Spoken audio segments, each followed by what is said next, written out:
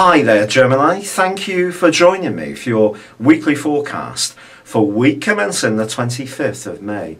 Your individuality is going to be your major asset this week. The way you look at things different to other people is what is going to set you apart. This is not a time to be a follower of fashions, more a trend setter. But it doesn't mean to say that everybody's going to get what you're trying to do. But if you do look to reinvigorate strands of your life which are really important to you, or to energize something that you're really excited about that's fresh and new, this is a fine time to try. It's just that how people react, or the world at large, how they respond, may not necessarily be exactly as you expect. And this is because although Mercury, your ruler, is alongside Mars, which can give you tremendous motivation, Mercury does, of course, continue to twist backwards. And that in itself suggests some kind of revision, delays, obstacles.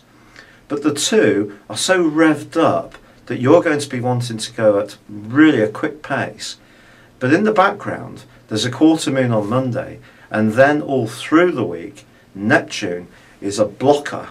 And these two influences do need to be taken into account. So let's look at the quarter moon first of all. The Sun squaring up with the moon in Virgo on Monday. This suggests that somebody close to you may feel a bit pushed out because you're preoccupied with these plans that are really grabbing your attention.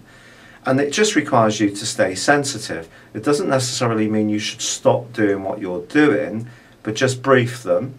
And perhaps someone will be a little bit unreasonable. But if you feel what you're doing is vitally important to you, then do be single-minded.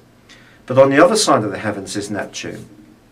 And Neptune is more about how people in more professional situations view you.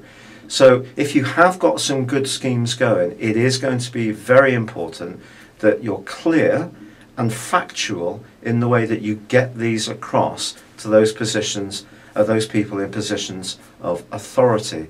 Because if you come across as being a bit woolly or not quite clear or working something out in too much of an off-the-cuff way, they may not be persuaded by what you're trying to do. But if you do take the time to think things through, do your research, plan, the second half of this week sees a sensational sky influence between Uranus and Jupiter. Now this repeats something that happened earlier in the year. This is an aspect which has a lot to do with innovation.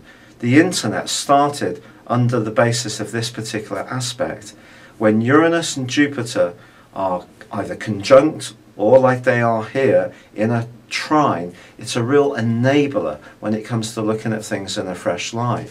And you may find that you're connecting with people in the second half of this week who really get what you're trying to do, and there can be a fantastic buzz between you and them, and you can spark off each other, and it really can be something where you can show people just how talented, how unique and one-off you are. So have the confidence of your ideas, belief of your convictions, but do be aware there may be some people that will require some persuasion. It's been a real pleasure being with you. Thank you for joining me. Good luck and goodbye for now.